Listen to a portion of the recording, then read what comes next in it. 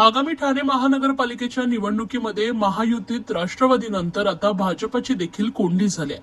ठाणे महानगरपालिकेमध्ये शिवसेनेच्या नगरसेवकांचं संख्याबळ जास्त असल्याने भाजपच्या इच्छुक उमेदवारांची कोंडी होत असल्याने सर्वच मंडळ अध्यक्षांची नाराजी व्यक्त होत आहे. मुख्यमंत्री देवेंद्र फडणवीस व प्रदेशाध्यक्ष रवींद्र चव्हाण यांच्याकडे मंडळ अध्यक्षांनी ठाणे महानगरपालिकेमध्ये 50% जागा मिळाव्यात याकरता निवेदन दिलेत. ठाणे महानगरपालिकेमध्ये 50% जागांवर आम्हाला उमेदवारी देण्यात यावी. तसेच कळव्यात देखील 16 नगरसेवक आहेत. प्रत्येक प्रभागांमध्ये 2 जागा आम्हाला देण्यात याव्यात असं यावेळी कळवा मंडळ अध्यक्ष तेजस चंद्र मोरे म्हणालेत. नुकतीच ठाण्यातील भाजप कार्यालयामध्ये शिवसेना व भाजपाची महत्वपूर्ण बैठक पार पडली असून सिटिंग नगरसेवक वगळून उर्वरित 23 जागांवर चर्चा करावी असं ठरलं होतं. मात्र आता मंडळ अध्यक्षांच्या नाराजीमुळे येणाऱ्या महापालिकेत महायुतीमधील शिवसेना व भाजपा पक्षाची ठाण्यात युती होते की फिसकटते याकडे आता सर्वांचंच लक्ष लागलंय.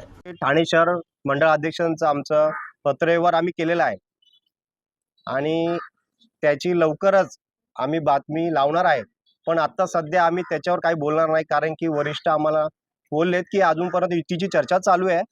युतीच्या चर्चेवर आपण विश्वास आहे आम्हाला साहेबांवर की आम्हाला न्याय भेटेल, म्हणून ठाणे शहर मंडळ आम्ही त्यासाठी थांबलेलो. महायुतीमध्ये राष्ट्रवादीचा पक्ष आहे, त्यांनी एकला चलोचा नारा दिलेला आहे. योग्य तो मान सन्मान त्यांना मिळत नसल्यामुळे योग्य तो मान सन्मान भाजपला देखील मिळाला नाही, तर एकला चलोचा नारा तुमचा देखील असेल का?